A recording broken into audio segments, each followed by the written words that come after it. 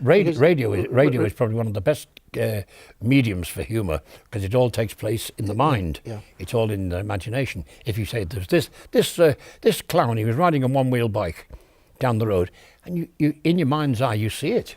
And we saw the Diddy Men on the radio first, didn't we? Because we had to visualise what they looked like.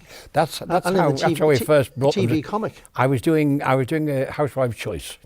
They asked me would I like to present Housewife's Choice on the radio, and I said okay.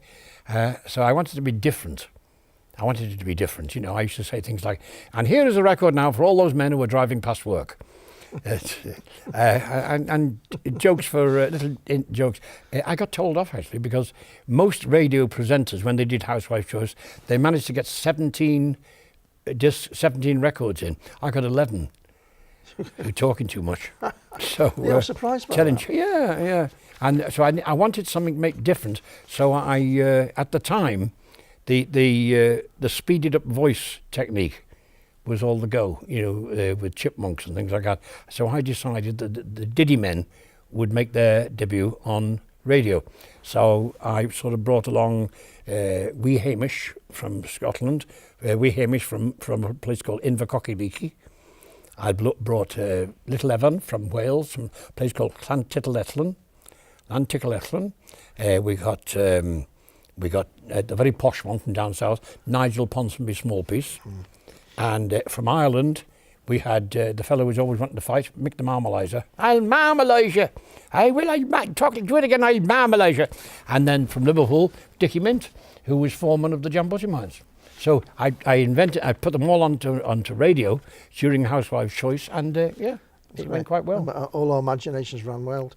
This little fellow I love. Because that's Dickie Mint, That's part of your act, where I think there's great pathos. Oh, Dickie Mint is very important. He gets his own fan mail. Yes, he does very well. He gets fan mail. But you talk to him in a special way, and I think it's very moving the way you speak to him.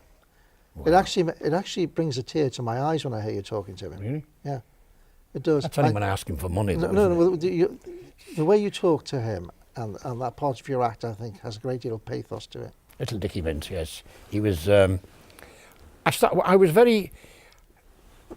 As a little boy, I was a very intellectual child.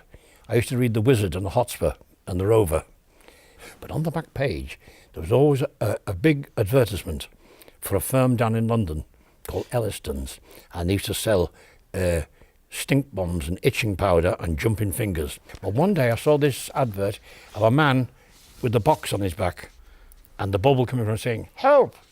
And the advert said, "Fool your teachers, amaze your friends, send sixpence in stamps, become a ventriloquist." So I did, didn't I? Yes. See, and that's how it all started, yeah.